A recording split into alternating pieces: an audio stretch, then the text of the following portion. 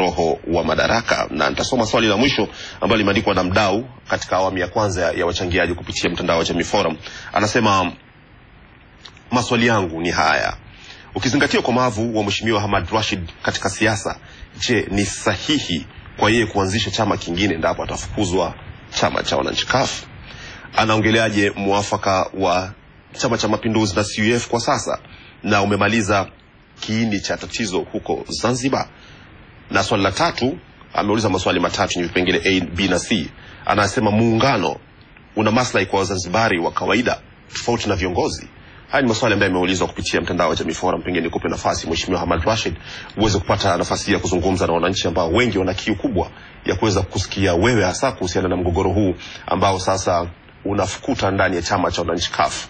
Na tumeona ambavyo vyombo vya habari vimekuwa vikiripoti kila moja kwa dai kwa aina yake na chanzo chake, na pengine kupotosha ukweli wa mambo. Labda chukua nafasi hii kuweza kuyajibu haya, yanaweza pengine kuitoa picha halisi na kubainisha hasa mambo yakoje ndani ya chama cha wananchi CUF. Asante Yahya. Na Mheshimiwa Hamad Rashid ameyapata maswali haya, kwa anayanukuu hapa, na mimi pia nitamsaidia kumpatia yale ambayo atakuwa ameyasahau. Wanafuatilia wadau mbalimbali na wanataka kufahamu hasa, umezungumzia masuala ya mgombea binafsi yaliyo katika katiba, masuala ya ukatibu mkuu wa CUF ambayo imeleta songo mbingo, shida kweli kati yako na katibu mkuu wa sasa Maalim Seif Sharif Hamad ambaye ni makamu wa kwanza wa rais wa Zanzibar. Lakini pia kuna swala la usafi wa wanahabari, jinsi ambavyo limewaona wanasiasa ambao wanatumiwa kwa mara kadhaa wamekuwa ni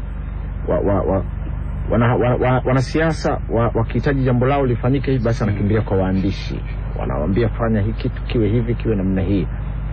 Yakitoka huko yakigeuka kwa mwingine anasema waandishi wa habari wabaya sana na vitu kama hivi. Lakini pia anazungumzia swala muafaka wa CCM na CUF uliosababisha kuwa na serikali ya umoja wa kitaifa, lakini pia swala la muungano na maslahi ya moja kwa moja kwa mwananchi wa kawaida. Unaweza ukachagua unaanza na lipi? Asante. Kwanza nianze na lile la mgombea binafsi. Nisema pale kwamba tatizo la kwanza ambalo limeibuka katika nchi yetu ni pale tulipokataa ile mapendekezo ya Jaji Nalali.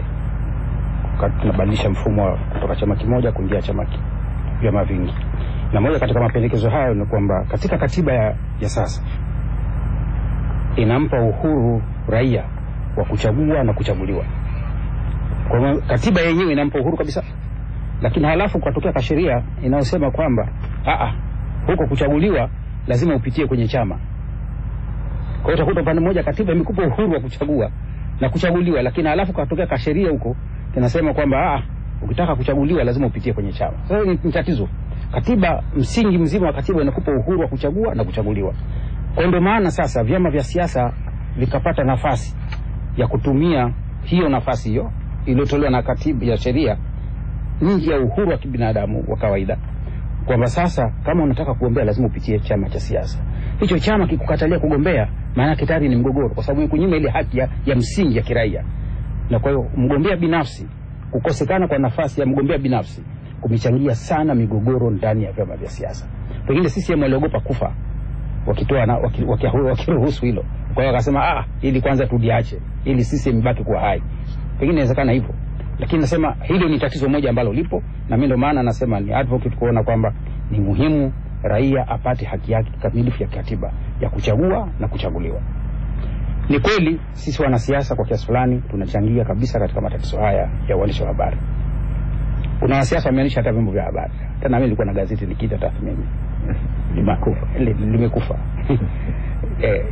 Kwa hiyo ni kweli kwa kiasi fulani na sisi tunachangia.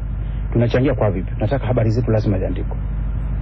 Na ziandikwe vile unavyotaka wewe ziandikwe, sio anapotaka mwandishi. Hata kama inakiuka maadili. Lakini saa nyingine na mlaumu nani ni mwandishi. Siku moja aliwahi kumuuliza Rais Nyerere, wakati tunaanza tuingia kwenye serikali tukafanywa semina. Alafu nikamuuliza rais, hivi ni wakati gani wewe unajiuzuru? Kwa sababu katiba inasema baraza la mawaziri kazi yake ni kushauri. Na waziri kazi yake ni kushauri. Kisha ushauri wewe, ushauri ni wako. Wewe wakati gani unajiuzuru? Akasema kwamba mimi kwa hili natakiwa kujiuzuru, lakini nitajiuzuru mara ngapi? Kwa hiyo lazima yale madaraka na mimi niatoe ya kujiuzuru vile. Sikupe madaraka tu ya kufanya kazi, nikupe na madaraka ya kujiuzuru na wewe vile uwe nayo. Kwa hiyo nasema wakati mwingine ni mimi mwandishi ninayepewa habari. kama kweli nafuata misingi na principle ya uandishi, siwezi kupata pewa habari ya potofu nikaiandika.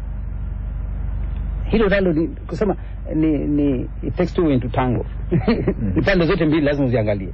Kwamba mimi kama professional naambiwa kitu ambacho nahisi kabisa hichi si sahihi, ila huyu bwana anataka tu nimridhishe, siandiki. Na kuna mfano mzuri tu wa rais wa Marekani Liko. Alikataa kumtetea mtu mahakamani. Kaona pale kabisa nikienda hapa heshima yangu kama wakili itaharibika kati. Sasa hayo je, waandishi wanakubaliana? Sasa hilo nalo ni tatizo. Kwa hivyo ni kweli wanasiasa, na kama mwanasiasa atapenda tu kutumia chombo cha habari, si jambo maarufu, kitamsaidia katika kazi yake, lakini wewe unaitumiwa, je unakubali? Unatumiwa katika misingi iliyo sahihi? Hilo nafikiri ni moja ambalo nilisema. Tuangazie swala la ukatibu mkuu wa CUF. Swala la ukatibu mkuu ndani ya CUF. Kwanza niseme kwamba haki ya kugombea kama nilivyosema ni haki ya kila raia. Iko katika katiba ya Jamhuri ya Muungano. Haki ya kutangaza nia ni wakati wote unafikiria kutangaza nia. Mimi naweza kutia nia hapa nataka kugombea urais wa 2015. Hujafika taifa. Lakini natia nia. Na kutia nia sio kosa. Na mimi nimepata utaratibu mzuri tu, nimemwandikia mwenyekiti wangu wa taifa. Nikamwambia bwana, niangalia mazingira, nikasema bwana naomba mwenyekiti nikwambie tunatia nia kugombea nafasi hiyo.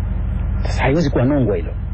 Na ndio maana hata katibu mkuu wangu Msefu na mheshimu na anaheshimika na anastahili kuheshimiwa katika taifa hili sana, amefanya kazi kubwa sana ya kujenga demokrasia katika nchi, ya kujenga umoja katika taifa letu. Amesema katika baraza kuu kwamba naye atagombea na ataendelea kugombea na atahakikisha kabisa ananishinda. Kwanza yeye ni mzima, mimi ni mbovu, mgonjwa. Basi ni binadamu, tunaendelea tu. Kwa hiyo nasema yani hakuna nia mbaya katika hili. Ni kila mmoja ana haki ya kutumia katiba. Sasa kama ni nje ya utaratibu, niombe radhi, lakini nafikiri nimemwandikia mwenyekiti wangu wa taifa, nimetia nia na nia safi tu kabisa, wala ina tatizo lolote, ni haki yangu ya kikatiba. Hilo ni moja. Lakini vile vile niseme kwamba kwa nini naomba kugombea nafasi hiyo. Nimeniuliza bwana, na kitu gani utafanya mabadiliko katika hilo? Moja, katika kipindi hichi tulichotoka nacho kirefu kabisa, nimeona kwamba ushiriki wetu sisi kupanda Zanzibar kufanya kazi bara umepungua sana, tofauti na tulipoanza chama. Na nimetoa mfano ule, kasema katibu mkuu wangu kwa mfano kampeni uchaguzi mkuu pita kabisa, mimi nimeshiriki mikao 5 kusaidia. Kwa nafikiri kuna hitaji mtu anaweza kudhibiti likepe umwanya lazima ujengwe, na nafikiri na nafasi hiyo ninayo, naweza kufanya hiyo kazi vizuri tu.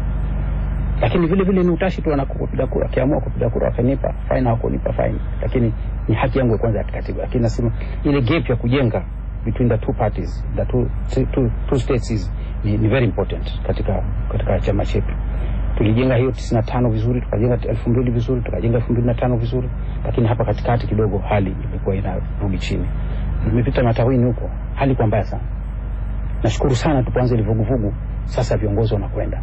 Katibu mkuu mwenyewe amekwenda kusini, Tatiro leo yuko Pwani huko, anakwenda, wanatoka ofisini wanakwenda kuonana na chama kimefufuka, uhai umeanza kupatikana upya.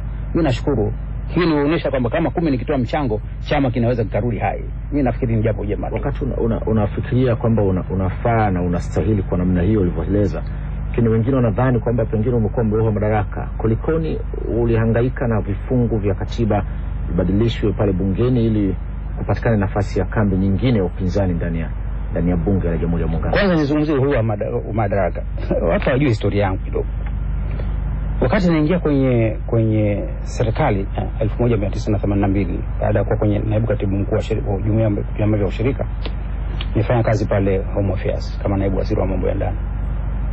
Nakumbuka mwaka 1983 mpaka 83 walipotoroka wafungwa gerezani kina Magini, marehemu Sokoine alikwenda alinsa, akanambia nataka kumwambia rais uwe waziri pale. Mimi nikamkatalia. Nilipomkatalia akanambia hapana, nitakwenda kumwambia rais kwa unazimudu kazi. Mimi nikapenya nikaenda msasani, nikamwambia mwalimu pia mamenita ameniambia kwamba anakuja kukushauri unichague kuwa waziri wa mambo ya ndani. Mimi naomba unibakishe pale nilipo. Mwalimu akaniuliza kwa nini? Nikamwambia age yangu ndogo, nahitaji kujifunza vitu vingi tu. atakayekuja yote mimi niko tayari kumfanyia, kusaidia kazi. Akasema nikuelewa. Mimi natoka kidogo na pia mwanaingia. Pia namueleza rais. Rais akasema Hamad amekuja, lakini ameniambia tumwache tu pale pale alipo. Na mimi nafikiri ana wazo zuri tu. Akaletwa Dr. Salmin Amur. Kwanza aliletwa Natepe, Mheshimiwa Natepe marehemu. Baadaye akaletwa Dr. Salmin Amur. Nimefanya nao kazi. Kama ni uroho madaraka, si nitapata privilege hiyo ya kuamua na waziri mkuu kama unachaguliwa. Akakataa. Sitoshe. Pia akasema basi kama utaki unilete ofisini kwangu. Waziri wa nchi Makinda yuko pale na mimi niwe waziri wa nchi wake pale. Mwalimu akasema hapana. Matala amsema tumwache pale, mwache tu pale pale.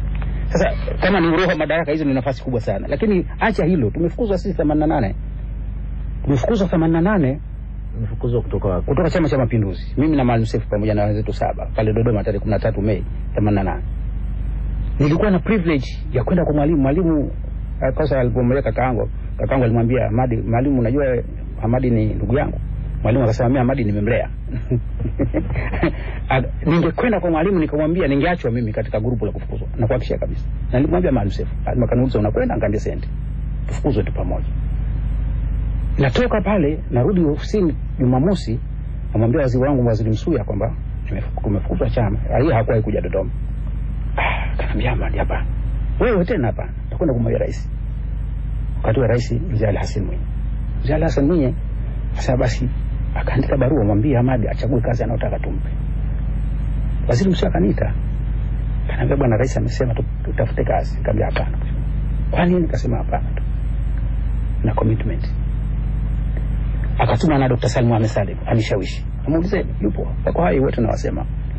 Nikakataa. Uroho gani madaraka? Tulichosema katika bunge ile tafsiri ya kambi ya upinzani haikuwa proper. Ndio tukakubaliana na tukakaa kwenye kamati ya kanuni pamoja na kina Lissu walikuwepo na vitabu vingi vya sheria wakavileta pale, tukazungumza tukakubaliana tufanye kambi ya upinzani, kwa sababu katika bunge lolote lile kuna kambi mbili tu, kuna kambi ya serikali na kambi ya upinzani. Sasa katika kanuni zetu nasema chama kitakachofikia asilimia fulani ndicho kinaweza kuunda baraza la kivuli, ama huyo kiongozi huyo kupitia chama chake peke yake au kwa kuchanganya na wengine. Tasulu. Kwa hiyo Mheshimiwa Mbowe ingetumia busara sasa hivi, ingeweza tu kabisa akawachanganya na wengine wala hakuna tatizo. Hebu tuangazie kidogo, tumalize haya mawili turejee huko na Mzee Chipaka atazungumza hapa. Kuna swala la mwafaka huu wa CCM na CUF. Nini mafanikio yake kufikia leo? Kwanza hakuna mwafaka wa CCM na CUF. Kuna maamuzi ya Wazanzibari kusema kwamba tunahitaji serikali ya umoja wa kitaifa pindi chama chochote kitakachoshinda kiunde serikali ya pamoja. Ni sera ya CUF toka mapema, toka 95. Sio tena ya Zanzibar peke yake, hata ya muungano, kwamba CUF ikipata madaraka itaunda serikali ya umoja wa kitaifa. Ni sera kabisa, endorsed by mkutano mkuu na baraza kuu la taifa. Hiyo ni sera yetu. Kwa hiyo sisi tungepata tungewashirikisha wenzetu. Lakini Wazanzibari wakasema migogoro ile ilitokea, mauaji yametokea, na kama wetu tunazungumza migogoro ya chama na serikali, mauaji yametokea. Ni vizuri tukawa na mfumo ambao utajenga amani na umoja katika Zanzibar. Ni maamuzi ya wananchi kwa kura 68%. Na mimi nasikitika sana vyama ambavyo vinakejeli hili jambo, kwa sababu ni maamuzi ya nchi. Huwezi kuwa na chama cha siasa halafu ukakataa maamuzi ya watu. Kwa hivyo Zanzibar wakaamua hilo. Sasa ilipotokea hilo, kwa bahati mbaya kitu kimoja ambacho kimekosekana. Nini? Unakumbuka 95 tulikuwa na package ya mwafaka ulikuwa usimamiwa na Commonwealth. 2005 tulikuwa na mgogoro, 2000 tukawa na mgogoro mwingine, tukawa na kamati ya mwafaka vile. Tukatengeza package. 2005 tukawa na package. Sasa ile package ya 2005 ile ilichukua vitu vingi sana. Ilichukua rais, kutoka level ya mawaziri, level ya rais na makamu wa rais, tukaenda kwenye mawaziri, tukaenda kwenye wakuu wa mikoa, tukaenda kwenye wakuu wa wilaya, tukaenda mpaka down kwa masheha. Kwa bahati mbaya sana katika kutengenezwa katiba ikamalizia hapa kwa mawaziri.